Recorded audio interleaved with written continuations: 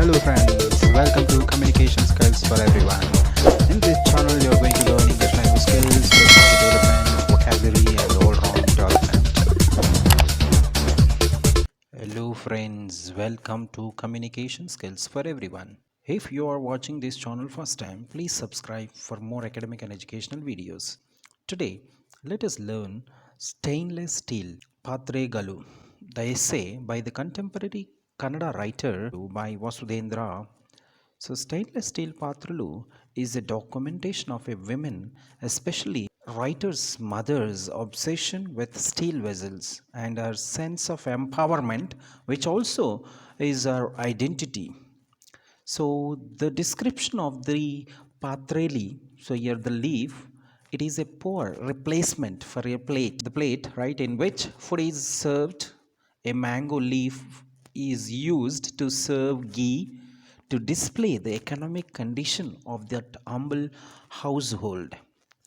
The new bride of the house despises the traditional brass, copper, bronze utensils that were an integral part of the kitchen. The economic condition of the house only allowed her to dream of new shining steel vessels which would serve as a cheaper alternative for the absence of expensive clothes and jewelry. The poor, uneducated, young, ambitious bride is shrewd enough to make a wish for a steel plate to eat her lunch every day.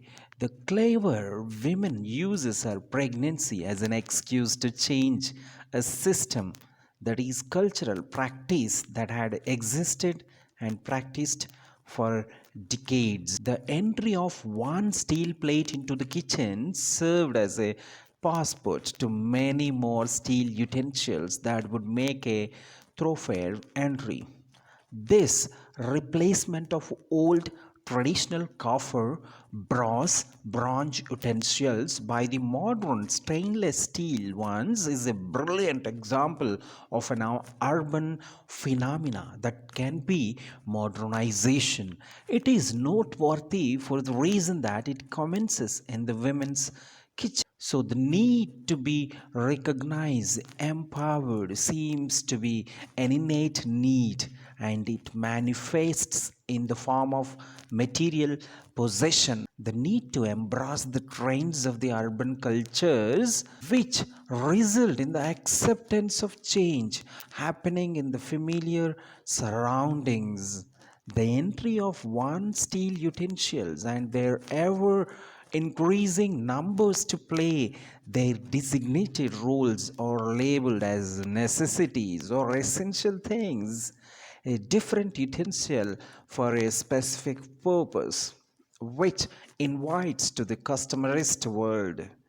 The lady displays her economic status by collecting more number and variety of utensils in the kitchen. Knowing her interest in the steel utensils, her son decides to take her mother shopping to one of the popular multi-storied shopping complex in the city where only steel utensils are sold.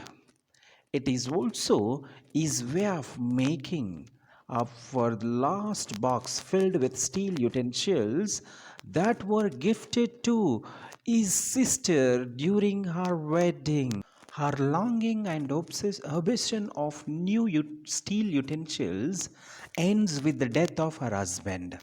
She even refuses to use the shining steel plate which was so fondly gifted by her husband. Eventually, she gives away all her stainless steel utensils to her daughter. The educated daughter, with her sophisticated outlook on life, is not very fascinated by the outdated steel utensils. She even chides her mother when a guest is offered water in a steel glass. The daughter, who identifies herself with glass and porcelain utensils in the kitchen, has categorized the people using steel as lower middle class.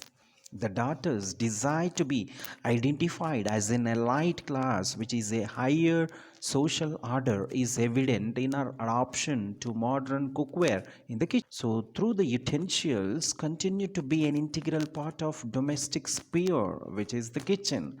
The mother and daughter choose different methods to prove their preference of higher social order by introducing changes in their domain, the kitchen. The saga of utensils ends with the death of the mother. It is fascinating to note that the ritual performed in most Indian households, the performing of last rites to appease the soul of the dead, also has a connection to steel utensils in the story. The daughter makes a silent prayer to safeguard the mother's steel utensils, and then only the crow touches the pinda, so here the rice cakes, and ritual is complete. In spite of the urbanization and adaptability, the children perform rituals and also take a vow to safeguard the utensils, which were such an inseparable part, which is identity, right? In identity of the mother during her lifetime. Eventually, all the utensils are distributed, and her first steel plate is cherished by the children as her personal effect, which was her identity too. The urban elite daughter holds on to the traditional beliefs imbibed by her because of the culture that was prevalent during her growing up years. The desire to accept and belong to the new urban ideas and also hold on to the familiar old beliefs is also an ongoing phenomena which results in a new identity for oneself. Thank you for watching. Subscribe Communication Skills for Everyone for more academic and educational videos. If you require any video on specific topic, comment. Thank you for watching.